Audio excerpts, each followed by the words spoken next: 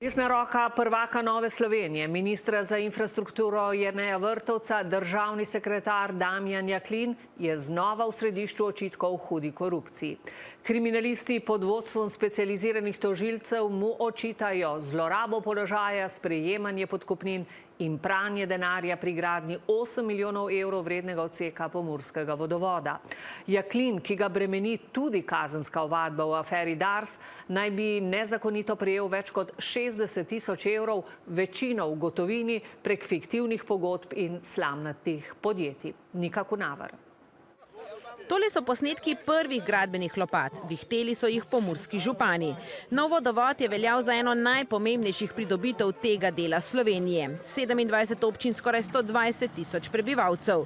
Več kot 300 milijonov evrov vreden projekt so razdelili na 3 dele. Naša zgodba se osredotoča na tako imenovani sistem A, vreden dobrih 10 milijonov evrov. In Damjana Jaklina, ki že 20 let kot župan vodi občino Velika Polana.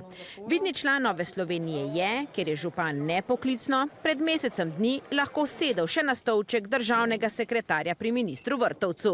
Po naših neuradnih informacijah ga bo kmalu doletela obtožnica specializiranega državnega tožilstva zaradi suma hude korupcije. Med 5 osumljenimi fizičnimi osebami je, kot izhaja iz dokumentov, preglednic in sporočil, osrednji akter prav Jaklin. Po ugotovitvah kriminalistov naj bi napeljeval in sodeloval pri sklenitvi več kot 100 tisoč evrov vredne fiktivne pogodbe med srbskim gradbincem vodovoda MPP Jedinstvo, ki ga vodi Mica Mičič, in podjetjem JHP Janje Habjan, ki je gradnjo vodovoda po naročilu države nadziralo. Klical me je Mica, prosi, če se slišiš s finančnico, da uskladita izjavo za FURS. Jaklin je Habjanovi pisal večkrat. Zdravo, zanima me, ali si poslala Jedinstvu, LP Damjan. Živjo, je bilo poslano direktorju preko maila že cirka 15 dni nazaj, še ni povratne informacije.